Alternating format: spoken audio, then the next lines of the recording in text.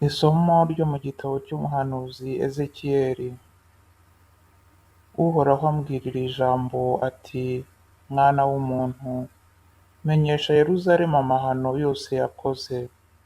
Uzavuga uti dore uko Nyagasani Uhoraho abwira Yeruzalemu, inkomoko yawe n'amavukiro yawe ni igihugu cya Kanahani, so yari Umuhemori na nyoko ari Umuhetikazi. Umunsi uvuka ntibakugenye, ntibakuhagije amazi ngo bagusukure, ntibagusize umunyu, habe no kwirirwa bagufubika n'udutambaro.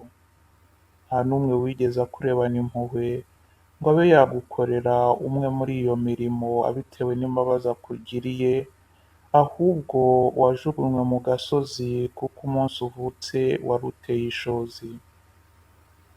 Nanyuze hafi yawe nkubona wigaragura mu maraso yawe, ariko nubwo wari ukigaragura mu maraso yawe bwose ndakubwira nti baho.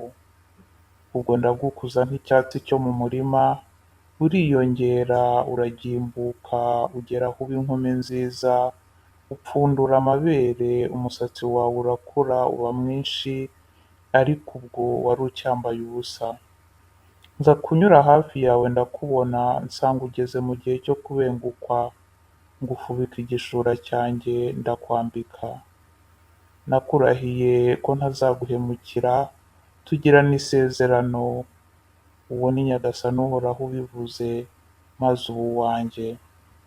Nagushyize mu mazi nkuhagira amaraso yari akuzuyeho, maze ngusiga amavuta, nkwambika imyenda itatse amabara yose, n'inkweto z'uruhu runogereye, ngukenyeza umwenda w'ihariri, ngerekaho n'igishura cy'akataraboneka.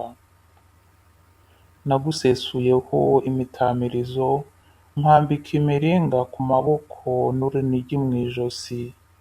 Nashyize impeta ku zuru ryawe n'amaherena ku matwi yawe, nkwambika ikamba ritagira uko risa ku mutwe wawe. Wari wisesuyeho imitamirizo ya zahabu n'umuringa, wambaye imyenda y'ihariri y'akataraboneka n'indi itatse amabara yose, ugatungwa n'ifu y'inono, ubuki n'amavuta, bityo ugenda urushaho kugira uburanga maze umera nk'umwamikazi. Uburanga bwawe bwatumye wamamara mu mahanga, kuko butagiraga amakemwa, wabukomoraga ku ikuzo ryanjye ribengerana. Uwo ni Nyagasani Uhoraho ubivuze. Nyamara wiringiye uburanga bwawe, wishingikiriza ubwamamare bwawe, ujya mu buraya, usambana n'abahisi n'abagenzi. Nuko rero Nyagasani Uhoraho aravuze ati nzakugenzereza nk'uko wangenje, wowe warenze ku ndahiro ukageza n'aho wica amasezerano. Nyamara njyewe nzibuka isezerano nagiranye nawe igihe cy'ubuto bwawe, maze nzagushyirireho isezerano rihoraho, ubonereho no kwibuka kandi ukorwe n'isoni muri uko kumwara kwawe, woye kongera kubumbura umunwa igihe nzaba nakubabariye ibyo wakoze byose. Uwo ni Nyagasani Uhoraho ubivuze. Iryo ni ijambo ry'Imana.